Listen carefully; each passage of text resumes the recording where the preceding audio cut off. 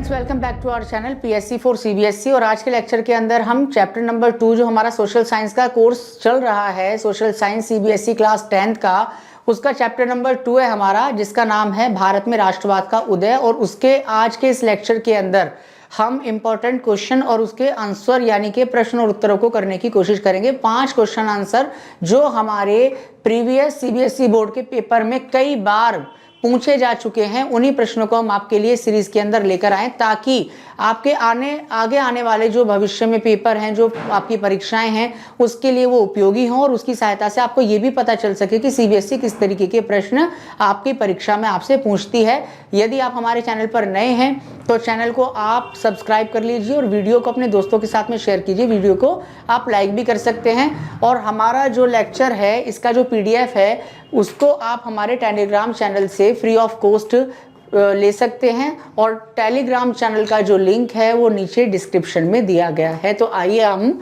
Lecture की शुरुआत कर लेते हैं। सबसे पहला क्वेश्चन है क्वेश्चन नंबर 1, रोलेट अधिनियम या रोलेट एक्ट क्या था? इसने राष्ट्रीय आंदोलन को कैसे प्रभावित किया था? देखिए कितनी बार सीबीएसई ने पेपर में पूछा है। यहां पर देखिए सीबीएसई ने पूछा 2010, 2014, 2015, 2016, 4 साल 4 बार आपसे ये पूछा गया है। एक ही क्वेश्चन को लगातार रिपीट कर रही है सीबीएसई। तो हो सकता है कि आपके आगे आने वाले पेपर में भी पूछ ले। तो देखिए क्वेश्चन रोलेट एक्ट से आया है और रोलेट एक्ट के बारे में मैंने आपको प्रीवियस लेक्चर में भी बताया है। और प्रीवियस लेक्चर आप हमारे चैनल पर जाकर पीएससी फॉर सीबीएसई को आप सब्सक्राइब भी कर लीजिए और वहां से आप प्लेलिस्ट में जाकर हमारे जो प्रीवियस लेक्चर हैं उनको आप देखेंगे तो आपको आगे आने वाले जो लेक्चर्स हैं वो अच्छी तरीके से समझ में आ जाएंगे, क्योंकि लेक्चर आपस में कहीं ना कहीं लिंक हैं, जुड़े हुए हैं। तो उत्तर देख लेते हैं हम। रोलेट एक्ट से जुड़ा हुआ है हमारा। तो क्या है रोलेट अधिनियम? देखिए ये अधिनियम शाही विधायी परिषद द्वारा राजद्रोह समिति की एक रिपोर्ट पर पास किया गया था। यानी कि सिफारिश किसने की थी? राजद्रोह समिति ने सिफारिश की। और शाही विधायी परिषद, जिसको मैंने आपको बताया था कि इंपीरियल लेजिस्लेटिव काउंसिल, उसको हिंदी में क्या कहते हैं? उसको कहते हैं शाही विधायी परिषद के द्वारा इसको पास किया गया था। और जिसका नेतृत्व किसने किया था? सर सिडनी रॉलेट या जस्टिस रॉलेट ने इसको किया। इस अधिनियम के माध्यम से सरकार ने क्या किया? पुलिस को किसी भी जगह तलाशी लेने के अधिकार दे दिए। पुलिस किसी भी जगह पर जाकर तलाशी ले सकती थी, बिना वारंट किसी भी व्यक्ति को गिरफ्तार किया जा सकता था और बिना अदालत के मुकदमा चलाया जा सकता था। ठीक है। इसके अलावा इसका सेकंड पॉइंट है, ऐसे अन्यायपूर्ण कानून के खिलाफ अहिंसक ढंग से नागरिक अवज्ञा चाहते थे। यानी कि भारतीय लोगों ने इस कानून का विरोध करा। इसी कारण राष्ट्रीय आंदोलन में रैली जुलूसों का आयोजन किया गया, दुकानें बंद की गई और कामगार, जो काम करने वाले लोग थे, वो हड़ताल पर चले गए। इस व्यापक जन उभार से चिंतित होकर और रेलवे और टेलीग्राफ जैसी संचार सुविधाओं को बंद हो जाने की आशंका से भयभीत अंग्रेजों ने, जो अंग्रेज थे वो डर गए, क्योंकि जिस तरीके से भारतीय लोगों ने इसका विरोध किया तो उनके मन में डर पैदा हुआ और उन्होंने क्या किया? राष्ट्रवादी लोगों का दमन करना शुरू कर दिया। गांधी जी के द्वारा प्रस्तावित रोलेट एक्ट अधिनियम 1919 के खिलाफ देशव्यापी सत्याग्रह का निर्णय लेने के कोई 3 कारण हमसे पूछे गए थे। वो 3 कारण हम बता रहे हैं कि गांधी जी ने ऐसा क्यों किया, क्यों उन्होंने रोलेट एक्ट का विरोध किया। तो सबसे पहला पॉइंट है, रोलेट एक्ट के तहत जनसाधारण के साथ क्या किया जा रहा था? अत्याचार किया जा रहा था और इससे काफी धन की हानि होने की संभावना थी। इसके अलावा खिलाफत आंदोलन का समर्थन, क्योंकि गांधी जी का मानना था कि हिंदू मुसलमानों को एक दूसरे के नजदीक लाए बिना कोई भी बड़ा आंदोलन चलाया नहीं जा सकता है। इसीलिए गांधी जी ने रोलेट एक्ट का विरोध किया। और तीसरा, हिंसा का पूरे राष्ट्र में लगातार बढ़ना। ब्रिटिश सरकार लगातार हिंसा के जो तरीके थे, हिंसा के जो माध्यम थे, उनको लगातार आगे बढ़ाती चली जा रही थी। तो ये रीजन थे जिसकी वजह से गांधी जी ने इस रोलेट एक्ट का विरोध किया था। क्वेश्चन नंबर 2 की तरफ आगे बढ़ने। क्वेश्चन नंबर 2 देखिए पूछ रहा है, आदिवासी लोग असहयोग आंदोलन में क्यों शामिल हुए? जो आदिवासी लोग थे उन्होंने असहयोग आंदोलन जो गांधी जी ने शुरू किया वो उसमें क्यों शामिल हुए? क्या उनके साथ में प्रॉब्लम्स थी, क्यों वो उसमें शामिल हुए? तो देखिए, अधिकतर आदिवासी आजीविका के लिए, अपने जीवन को चलाने के लिए, अपना जीवन का गुजर बसर करने के लिए किस पर डिपेंड थे? वनों के ऊपर, जंगलों से, क्योंकि जंगलों से जो चीजें उनको प्राप्त होती थी, चाहे वो शहद हो, चाहे वो जड़ी बूटियां हो, चाहे वो लकड़ियां हो, उन सब का इस्तेमाल वो अपने जीवन को यापन करने के लिए करते थे। लेकिन ब्रिटिश सरकार ने क्या किया? नई जंगल की नीति यानी कि नई वन नीति बनाई और सरकार ने लोगों पर बहुत सारी पाबंदियां लगा दी। कौन कौन सी पाबंदी लगा दी? इस कानून के तहत ब्रिटिश सरकार ने आदिवासी लोगों के लिए एक बड़े क्षेत्र को बंद कर दिया, यानी सरकार की बिना अनुमति के कोई भी व्यक्ति जंगल में प्रवेश नहीं कर सकता था। और जो लोकल लोग थे, जो स्थानीय लोग थे, उनको बेगार के लिए बाध्य किया गया। बेगार क्या होता है? बेगार का मतलब होता है जब किसी व्यक्ति से काम तो कराया जाए लेकिन उसको कोई सैलरी ना दी जाए, विदाउट पे, विदाउट सैलरी, है ना, विदाउट उसको कोई पगार या वेतन दिए जब उससे कोई काम कराया जाए तो उसको बेगार कहा जाता है। तो लोगों से बेगार काम कराने के लिए उनको मजबूर और बाध्य किया गया और लोगों को पशुओं को चराने के लिए और ईंधन की लकड़ी को इकट्ठा करने से भी रोक दिया गया, क्योंकि लोग क्या करते थे, भाई अपने पशुओं को चराने के लिए जंगल में जा रहे, वहां पर उनको घास मिल जाएगी और अपने घर में खाना पकाने के लिए छोटी मोटी जो लकड़ियां होती है जंगल से इकट्ठा कर लेते हैं और उससे क्या करते हैं, अपने घर में चूल्हा जलाते हैं, उस पर खाना बनाते हैं। अब वो जंगलों में जा नहीं पा रहे, जंगलों में उनके जाने पर, प्रवेश करने पर क्या लगा दी? रोक लगा दी। तो इससे आदिवासी अंग्रेजों से काफी नाराज थे और इसीलिए उन्होंने क्या किया, उन्होंने गांधी जी के द्वारा जो असहयोग आंदोलन शुरू हुआ था उसमें उन्होंने पार्टिसिपेट किया और उन्होंने उसमें बड़ी भूमिका निभाई। तो दूसरा क्वेश्चन भी हमने कंप्लीट कर लिया। क्वेश्चन नंबर 3 देख लेते हैं। सविनय अवज्ञा आंदोलन में महिलाओं की क्या भूमिका थी? तो देखिए, महिलाओं की भूमिका 2011 में ये क्वेश्चन सीबीएसई ने किया था बोर्ड की परीक्षा के अंदर। ठीक है, इंपॉर्टेंट क्वेश्चन है, ध्यान से देखेंगे और बिना वीडियो को स्किप किए हुए इसको ध्यान से सुनना है, क्योंकि यही क्वेश्चन जो होते हैं वो घूम घूम के सीबीएसई आपसे पूछ रही है। सविनय अवज्ञा आंदोलन में महिलाओं की क्या भूमिका थी? बहुत उल्लेखनीय भूमिका थी, क्योंकि गांधी जी ने जब नमक सत्याग्रह के दौरान जो यात्रा निकाली, दांडी मार्च, उसमें हजारों महिलाएं उनके साथ में जुड़ी और गांधी जी को सुनने के लिए अपने अपने घरों से महिलाएं बाहर निकल कर आ जाती थी। और महिलाओं ने क्या किया, जो विदेशी कपड़े होते थे और जो शराब की बिक्री होती थी उसको रोकने के लिए महिलाओं ने क्या किया, दुकानों में ना जाने की अपील की, लोगों से यह अपील की कि वो विदेशी कपड़ों को ना खरीदें और शराब ना पिएं। इसके अलावा हजारों महिलाओं ने उनकी बात पर अमल किया। जो महिलाएं सविनय अवज्ञा आंदोलन में शामिल थी, अन्य महिलाओं ने उनकी बात पर अमल किया। उन्होंने विरोध मार्च में भी भाग लिया और नमक का उत्पादन किया।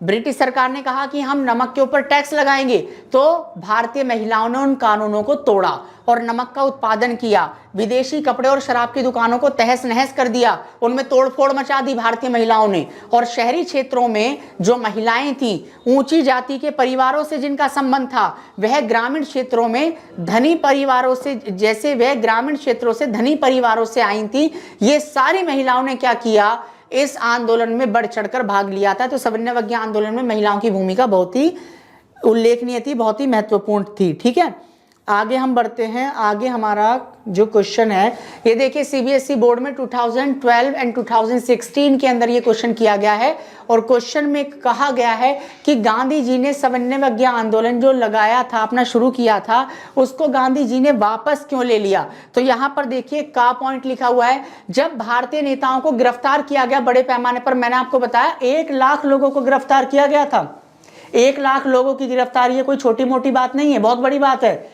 तो देखिए, जब भारतीय नेताओं को गिरफ्तार किया गया और बहुत सारे लोगों को भी गिरफ्तार किया, तो गुस्साई भीड़ ने क्या किया, गुस्साई भीड़, क्योंकि उनके नेताओं को गिरफ्तार कर रही है ब्रिटिश सरकार, तो लोग गुस्सा हो गए और गुस्साई भीड़ ने सड़कों पर जाकर क्या किया, गुस्से में जाकर सशस्त्र बलों और पुलिस फायरिंग का सामना करते हुए प्रदर्शन किया। एक तरफ गुस्साई भीड़, दूसरी तरफ ब्रिटिश पुलिस, है ना, अर्धसैनिक बल उनका सामना कर रहे हैं, वो लगातार गोलियां चला रहे हैं, गोलियां लग रही हैं लोगों पर, बहुत सारे प्रदर्शनकारी मारे जा रहे हैं। तो गांधी जी को लगा कि लोग तो अपनी जान से जा रहे हैं और ब्रिटिश सरकार के ऊपर कोई भी प्रभाव ही नहीं पड़ रहा। ये तो जैसे सोई गई है ब्रिटिश सरकार, इसकी आत्मा तो जैसे मरी गई, लोगों का लहू बह रहा है, लोगों को गोलियां लग रही हैं और ये निरंकुश तरीके से अपना शासन चलाए जा रहे हैं, इनके ऊपर तो कोई फर्क ही नहीं पड़ रहा।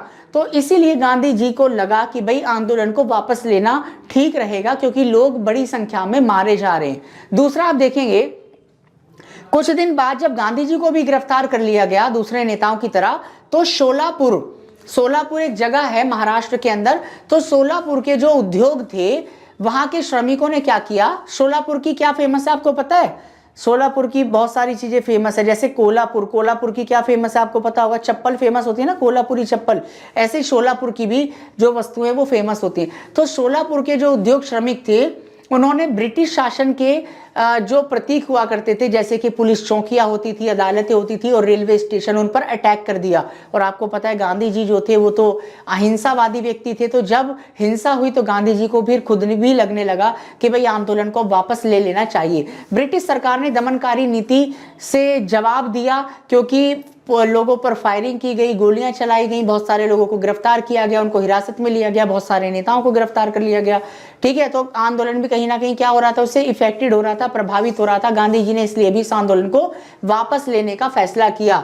और इस समस्या को हल करने के लिए गांधी जी ने क्या किया, जो उस समय भारत के गवर्नर जनरल थे जिनका नाम था लॉर्ड इरविन के साथ में गांधी जी की वार्ता हुई। गांधी जी को उन्होंने इनवाइट किया और एक समझौता भी हो गया, गांधी और इरविन समझौता इसको कहा गया, जिसमें गांधी जी ने कहा कि भाई जो हमारे लोगों को आपने गिरफ्तार किया है, सब लोगों को आपको जेल से रिहा करना पड़ेगा। और भी कुछ शर्तें थी और इन शर्तों को ब्रिटिश सरकार ने मान लिया। देन उसके बाद में क्या हुआ, उसके बाद में गांधी जी ने सवर्ण अवज्ञा आंदोलन को क्या ले लिया जी, सवर्ण अवज्ञा आंदोलन को वापस ले लिया। देन उसके बाद में हम अपना लास्ट जो हमारा क्वेश्चन है उसको कर लेते हैं, पूना संधि कब और क्यों की गई। देखिए ये क्वेश्चन भी 2011, 2014 एंड 2015 देखिए लगातार पूछ रही है सीबीएसई इस क्वेश्चन को भी। यानी पूना संधि कब हुई, किसके बीच में हुई? 1932 में हुई। पूना संधि के कारणों की समीक्षा कीजिए और पूना संधि की विशेषताएं बताइए। क्वेश्चन अलग अलग तरीके से पूछा जा रहा है लेकिन रिपीटेड क्वेश्चन है, तो इसका उत्तर देख लेते हैं। पूना संधि का देखिए द्वितीय गोलमेज सम्मेलन, 3 गोलमेज सम्मेलन हुए थे, है ना, राउंड टेबल कॉन्फ्रेंस 3 हुए थे, लंदन में हुए थे ये। तो द्वितीय जो सेकंड वाला जो गोलमेज सम्मेलन था उसके लिए पीड़ित वर्गों की ओर से आप देखोगे डॉक्टर BR अम्बेडकर को नामित किया गया था। डॉक्टर BR अम्बेडकर ने उसमें भाग लिया था। इसके अलावा आप देखेंगे इसके प्रभाव में उन्होंने दलितों के लिए अलग निर्वाचिका की मांग रखी, है ना।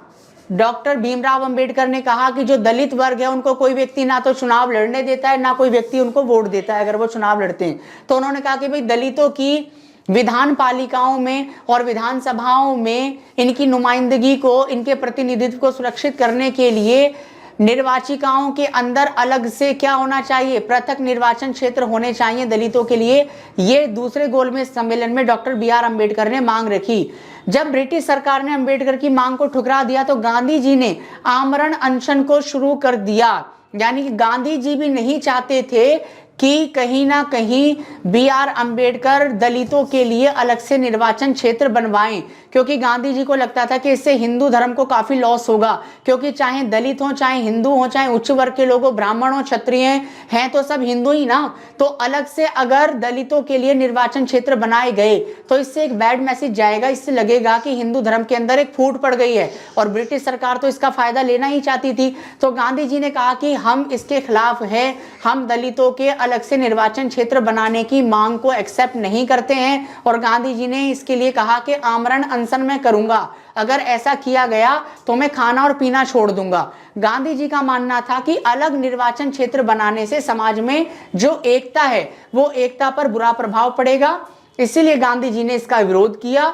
और सितंबर 1932 में एक पूना संधि हुई, जिसको आज हम पुणे कहते हैं, उसको पहले पूना कहा जाता था। 1932 में यहीं पर गांधी जी के बीच में और BR अम्बेडकर के बीच में एक समझौता हुआ, जिसको पूना समझौता या पूना संधि कहा जाता है। और पूना संधि के अंतर्गत हरिजनों को प्रांतीय और केंद्रीय विधायी परिषद में आरक्षित सीटें मिल गई, कुछ सीटें उनके लिए आरक्षित कर दी गई। तो इस तरीके से हमने जो अपने इंपॉर्टेंट क्वेश्चन और आंसर थे जो विगत परीक्षाओं में आपसे लगातार CBSE बोर्ड पूछ रही थी उनके बारे में हमने पढ़ा है। हमारे चैनल को आप सब्सक्राइब कर लीजिए ताकि आपको इससे काफ़ी सहयोग मिल सके, काफ़ी आपको इससे फ़ायदा मिल सके। इसी के साथ में आप अपने दोस्तों के साथ में हमारे लेक्चर को शेयर भी कर सकते हैं और वीडियो को भी लाइक कर सकते हैं। कमेंट बॉक्स में अपने कमेंट को लिख सकते हैं। पीडीएफ के लिए आप हमारे टेलीग्राम चैनल से भी जुड़ सकते हैं, उसका लिंक आपको डिस्क्रिप्शन में मिल जाएगा। अगले लेक्चर के साथ में, नए चैप्टर के साथ में आपसे फिर आप मिलेंगे। तब तक के लिए आप हमारे चैनल के साथ में जुड़े रहिए। PSC 4 CBSE। Thank you.